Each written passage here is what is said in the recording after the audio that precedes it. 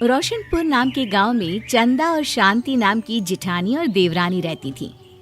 चंदा का पति बहुत पैसे वाला था। उनके पास किसी भी चीज की कोई कमी नहीं थी और उसके विपरीत शांति का पति बहुत ही गरीब और नशेड़ी था। शांति चंदा के घर में काम करके अपना घर चलाती थी। भाभी, घर पर खाने के लिए कुछ भी नहीं है। अगर आप थोड़ा खाना दे पाए तो बहुत मेहरबानी होगी। मुझे जो भी पैसे मिलते हैं वो तो आपके देवर नशे में उड़ा देते हैं। ये तुम लोगों का ना रोज रोज का ड्रामा हो गया है। अब देवर जी कमाते नहीं है तो मैं क्या करूं? तुम्हारा पति तो तुम्हारी सारी कमाई दारू में उड़ा देता है। रहने दो भूखा उसे। अरे ऐसे मत बोलिए भाभी, आप तो जानती ही हैं कि वो मन के कितने साफ हैं, पर इस बेरोजगारी के कारण उन्हें दारू पीने की लत लग गई है।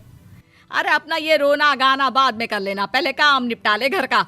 मेरा और टाइम खराब ना कर। जा गेहूं पीस ले, फिर तुझे कपड़े भी धोने हैं। शांति रसोई घर में जाकर गेहूं पीसने लगती है। पीसते पीसते कुछ गेहूं वहां कपड़ों में गिर जाते हैं, जिसे देखकर उसके दिमाग में एक आइडिया आता है। क्यों ना ऐसे ही थोड़े गेहूं मैं अपने पल्लू में बांधकर घर ले जाऊं, फिर एक बर्तन में जमा कर लूंगी और उसे पीसकर रोटी बना लूंगी। कुछ दिन तो ऐसे ही चलता रहा, मगर फिर एक दिन चंदा ने शांति को ऐसा करते हुए देख लिया। अरे पहले तो मुझे लगा तुम लोग बस गरीब हो, पर तुम लोग तो चोर भी हो। चोरनी कहीं की। मुझे तो लगता था तू गेहूं पिसती है, पर तू तो अपने पल्लू में गेहूं छुपाकर ले जाती है। निकल मेरे घर से। मुझे माफ कर दो भाभी, हमारे पास खाने के लिए एक दाना तक नहीं था, इसलिए मुझे ये सब करना पड़ा। अरे तुम लोग मेरे रिश्तेदार हो, इसीलिए दया कर कर तुझे मैंने अपने घर पे काम पर रख लिया, पर तू और तेरा पति हमारे खानदान का नाम मिट्टी में मिलाने पर उतारू हो चुके हैं। आपको मुझे जितनी गालियां देनी है दीजिए, मारना है तो मार भी लीजिए भाभी, पर मुझे काम से मत निकालिए। परिवार की बात है, वरना कोई और ऐसा काम करता ना तो धक्के मार कर कब से घर का बाहर निकाल दिया होता। रोते रोते शांति अपने घर चली जाती है, जहाँ उसका नशेड़ी पति कहता है, अरे कहाँ रह गई थी कामचोर? इतनी देर क्यों कर दी? आज पैसे लाई कि आज भी खाली हाथ वापस आ गई है? अपने हाथ दिखा। जरूर पैसे छुपा लिए ताकि मैं दारू ना पी पाऊं। नहीं जी, मैं आपसे क्यों छुपाऊंगी, और अभी आप दारू पीने की बात कर रहे हैं, उसी कारण तो आज हम लोगों की ये हालत हो गई है। किसी काम की नहीं है तू, बिना मार खाए समझेगी नहीं। रख, अभी तेरे होश ठिकाने लगाता हूँ। रामलाल शांति को बहुत मारता है। शांति का मन दुखी हो जाता है और वो गांव के तालाब के पास के एक पेड़ के नीचे बैठकर फूट फूट कर रोने लगती है।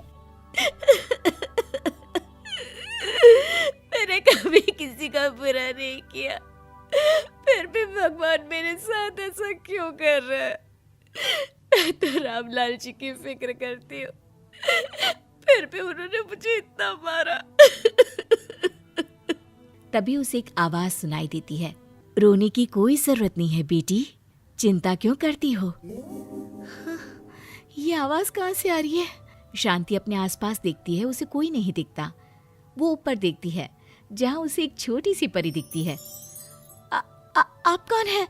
आप तो कोई परी लगती हैं। हाँ बेटी, मैं इसी पेड़ पर रहती हूँ। मैंने तुम्हारी सारी बात सुनी, अब तुम्हें फिक्र करने की कोई जरूरत नहीं। अपनी आंखें बंद करो। शांति आंखें बंद करती है और जादुई परी अपनी छड़ी घुमाती है। उसकी छड़ी घुमाते ही पेड़ के सारे पत्ते सुनहरे रंग के हो जाते हैं। परी उनमें से एक पत्ता तोड़ लेती है और फिर से अपनी छड़ी घुमाती है, जिसके कारण सारे पत्ते पहले की तरह साधारण से दिखने लगते हैं। आंखें खोलो बेटा। लो, इस पत्ते को ले जाकर अपने तकिए के नीचे रख देना। ये तो एक साधारण पत्ता है, इससे क्या होगा? ठीक है, अगर आप कहती हैं तो मैं इसे रख लेती हूँ। शांति उस पत्ते को लेकर अपने घर जाती है और अपने कमरे में तकिए के नीचे रखकर सो जाती है। सपने में उसे वही पेड़ वाली जादुई परी दिखाई देती है। बोलो शांति, क्या चाहिए तुम्हें? मैं चाहती हूँ हम बहुत अमीर हो जाए और मेरे पति नशा करना छोड़ दे, उन्हें कोई काम भी मिल जाए। कल जब तुम सुबह नींद से जागोगी, तुम्हारी इच्छा पूरी हो गई होगी। अगली सुबह शांति नींद से जागती है, अपने आसपास का नजारा देखकर चौंक जाती है। उसके बिस्तर पर चारों तरफ सोने चांदी रखे हुए थे। हे भगवान, कहीं मैं सपना तो नहीं देख रही? इतना सारा सोना, वो भी मुझ गरीब के पास। रामलाल जी को बताती हूँ, वो बहुत खुश होंगे। शांति जैसे ही कमरे के बाहर जाती है, वो देखती है कि रामलाल सूट बूट पहने काम के लिए बाहर जा रहा होता है। मुझे शहर में एक नौकरी मिल गई है शांति, मुझे आने में देर हो जाएगी, घर का ध्यान रखना। और इस तरह शांति बहुत अच्छा जीवन बिताने लगती है। उसके पास अब किसी भी चीज की कमी नहीं रह जाती। रातों रात शांति के पास आए इतने पैसों को देखकर उसकी जिठानी उससे पूछती है, अरे क्यों रे शांति, कहीं बड़ा हाथ मारा है क्या? अचानक तुम लोगों के पास इतना पैसा कैसे आ गया? नहीं नहीं भाभी, ये सब तो जादुई परी के दिए हुए पत्ते का कमाल है। शांति जादुई पत्ते के बारे में सारी बात चंदा को बताती है, जिसे सुनकर चंदा के मन में लालच आ जाता है और वो झूठ मूठ रोते हुए उसी पेड़ के नीचे जाती है जहाँ उसकी रोने की आवाज सुनकर जादुई परी कहती है, क्या हुआ बेटा, क्यों रो रही हो? मैं बहुत गरीब हूँ, मेरे पति मुझे बहुत मारते हैं, अब मैं जीना नहीं चाहती। चिंता मत करो बेटा, अपनी आंखें बंद करो। जादुई परी चंदा को भी उसी पेड़ का एक पत्ता देती है और तकिए के नीचे रखने को कहती है।